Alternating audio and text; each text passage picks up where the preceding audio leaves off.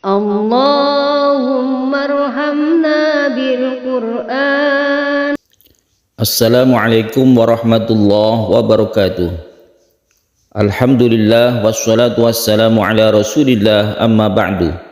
Para pecinta Al-Quran yang berbahagia, pada kesempatan yang baik ini kita akan membahas tajwid di surah An-Naml ayat 60. Mari kita simak bersama-sama. A'udzu billahi minasy syaithanir rajim. Bismillahirrahmanirrahim. Amman khalaqas samawati wal arda wa anzala lakum. Kita awali dari depan, tasydid mim. Tasydid mim disebut dengan gunnah. Lengkapnya adalah gunnah musyaddadah. Apabila ada mim yang bertasydid atau nun yang bertasydid, itu disebut gunnah musyaddadah. Gunnah artinya berdengung, musyaddadah artinya bertasydid. Membacanya yaitu didengungkan atau dipanjangkan ketika tasydid mim. Ditahan ketika kita mentasydidkan mim. Amman khalaqa, man khalaqa, amman khalaqa, nun mati atau nun sukun bertemu dengan huruf kha. Huruf kha ini adalah huruf yang ada di tenggorokan, disebut huruf halqi. Oleh karena itu ini disebut izhar halqi. Izhar artinya jelas, suara dari nun mati itu jelas, tidak dimasukkan ke huruf berikutnya, tapi jelas suaranya itu berbunyi n atau amman, man, n-nya itu jelas, itu artinya izhar. Halqi artinya tenggorokan, bahwa huruf-huruf izhar itu makhrajnya atau tempat keluarnya ada di tenggorokan, maka kha ini termasuk huruf tenggorokan. Khalaqas samawati, ada al di sini disebut al ta'rif atau al untuk menentukan suatu kata itu sudah diketahui. Dalam bahasa Arab itu disebut al ta'rif atau sudah ma'rifat. Al ini apabila bertemu dengan huruf hijaiyah yang disebut dengan huruf syamsiyah, maka dia itu diidghamkan. Makanya ini disebut dengan al-syamsiyah atau idgham syamsiyah. Huruf sin ini termasuk huruf syamsiyah.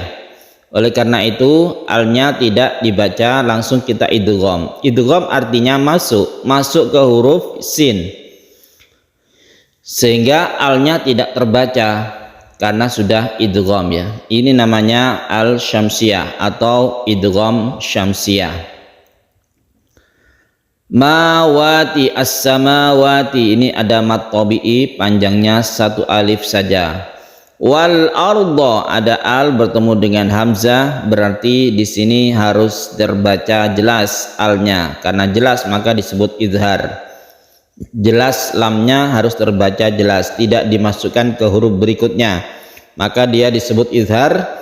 Dan hurufnya ini disebut huruf qamariyah. Kalau yang tadi idgham syamsiyah, hurufnya disebut huruf-huruf syamsiyah. Kalau ini hurufnya disebut huruf qamariyah, yang jumlahnya itu sama. Antara qamariyah dan syamsiyah ada 14. Wal arda, roknya sukun, rok sukun sebelumnya ada fathah, ini ditebalkan atau disebut rok tafkhim, rok tebal. Wal arda, kalau tipis ciri-cirinya roknya itu bibir kita ke bawah. Wal arda, tapi di sini itu ditebalkan. Ini yang disebut dengan tafkhim, bukan tarqiq. Kalau tarqiq tipis, kalau yang ini adalah tebal karena sebelum rok ada fathah. Wal arda, wa anzala, nun mati bertemu zai atau huruf za, ini disebut ikhfa. Ikhfa artinya samar antara izhar dan idgham, tidak jelas nunnya samar-samar nunnya, karena ketika kita membaca nun kita bersiap membaca za. Anzala, bukan anzala.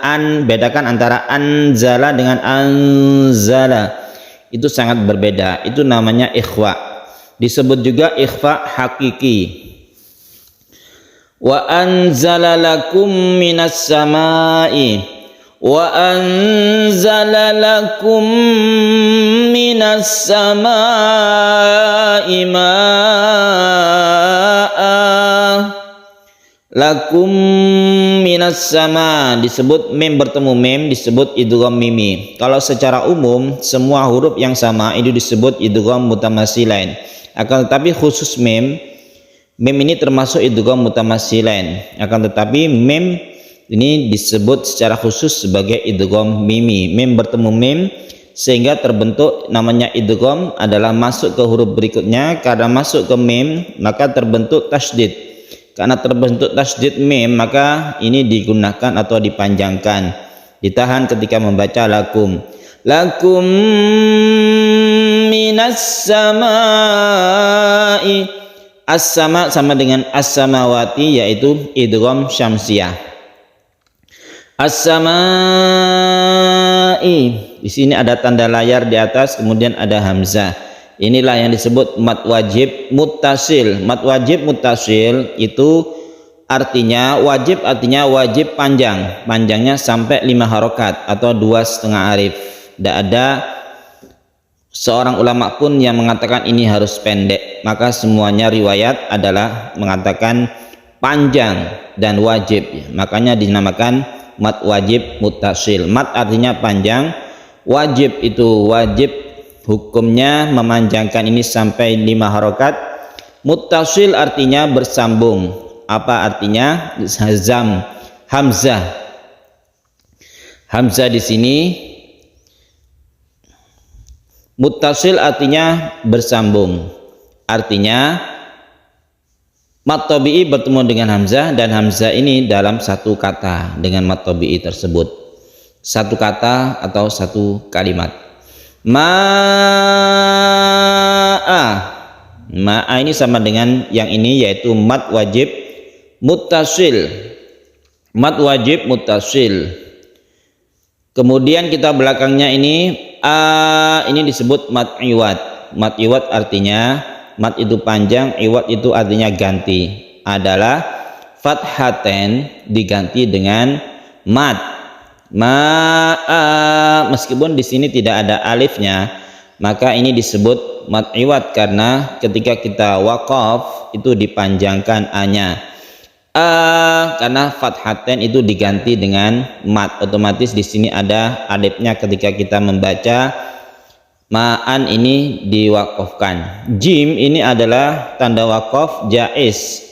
Boleh berhenti, boleh terus. Apabila kita terus, maka kita menemukan hukum bacaan ma'am ikhfa hakiki, ya, karena tanwin bertemu dengan fa.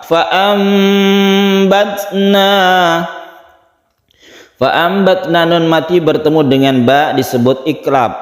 Iklab artinya membalikkan huruf nun mati menjadi mim mati. Suara nun mati berubah menjadi mim mati, itu namanya iklab. Fa'ambatna mad tabi'i bihi, ada hak domir di sini. Hak domir diapit dengan dua huruf yang berharokat hidup. Di sini ada ba, bi, ada kha. Ini disebut mad silah qasirah, panjangnya 1 alif saja. Bihi hadaiqa, fa'ambatna bihi hadaiqa zata bahjah. Hadaiqa sama dengan yang tadi, yaitu mad wajib muttasil karena hamzanya terdapat dalam satu kata. Ini mad wajib muttasil. Zata ada mad tabi'i. Bahjah tak marbutoh, apabila disukun maka dia menjadi suara hak. Bahjah apabila diteruskan menjadi suara tak. Bahjatin apabila kita teruskan tanwin bertemu dengan mim maka idgham biguna, maka ini ditasdidkan mim karena idgham artinya masuk ke huruf mim dan didengungkan. Apabila kita teruskan. Dzata bahjatim ma kana lakum. Apabila kita teruskan maka menjadi idgham bi gunnah. Ma kana lakum antum bitu syajaraha. Maka nalakum ada mat tabi'i, maka mat tabi'i karena ada alif sebelumnya ada fathah. Lakum an ada mim mati bertemu dengan hamzah. Mim mati bertemu dengan hamzah disebut idhar syafawi. Idhar artinya jelas, mimnya jelas tidak masuk ke huruf berikutnya. Syafawi artinya bibir, artinya makhraj dari mim itu adalah di syafawi, artinya bibir. Antum bitu ikhfa hakiki itu didengungkan. Antum nun mati bertemu dengan ta. Ikhfa hakiki hurufnya ada 15. Antum bitu nun mati bertemu dengan ba iklab. Artinya tadi suara nun mati dibalik menjadi mim mati. Makanya di sini ada mim yang kecil. Mim yang kecil ini adalah suara dari nun mati digantikan dengan m. Tumbitu ini namanya iklab. Tumbitu syajaraha. Di sini ada mat tabi'i satu alif saja. A ilahum ma'allah. A ilahum ma'allah ada tanwin bertemu dengan mim idgham bi gunnah. Mim yang bertasydid ini bentukan dari tanwin yang masuk ke mim sehingga menjadi tasydid, sehingga didengungkan. Ini namanya idgham bi gunnah. Ma'allah ada lafzul jalalah yang sebelumnya ada fathah maka ditebalkan, maka dibaca tafkhim. Ma'allah bukan ma'allah tapi ma'allah. Karena dia berhenti maka disebut mat adid disukun di sini. Maka kita membaca ma'allah ini bisa dipanjangkan sampai 6 harokat. Bisa 2, bisa 4, bisa 6 harokat. Ma'allah. Karena ini menjadi mat alid disukun kalau kita berhenti. Balhum qaumun ya'dilun. Balhum qaum ada hum mim mati bertemu qaf disebut idhar syafawi.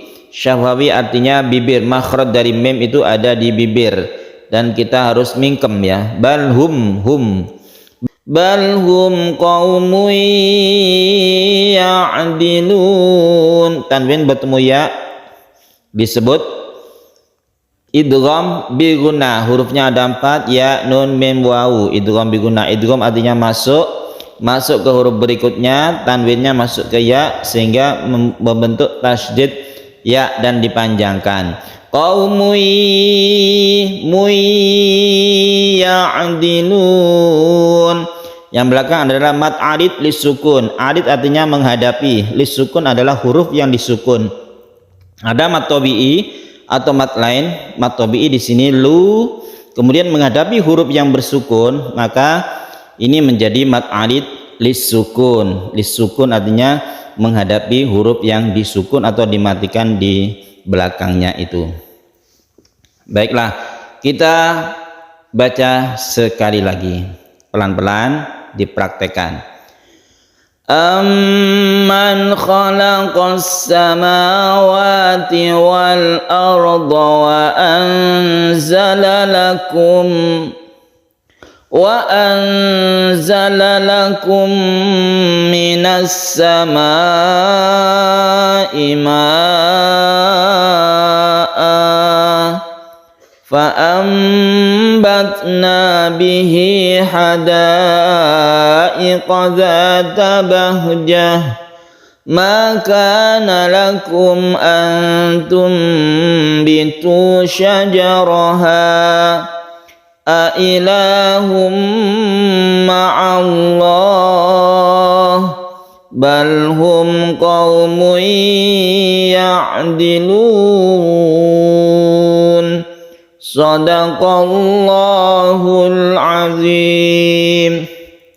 Para pecinta Al-Quran yang berbahagia, demikian latihan tartil Quran kita dengan pembahasan tajwid yang dapat di surah An-Naml ayat 60. Semoga bermanfaat bagi kita semua. Wassalamualaikum warahmatullahi wabarakatuh.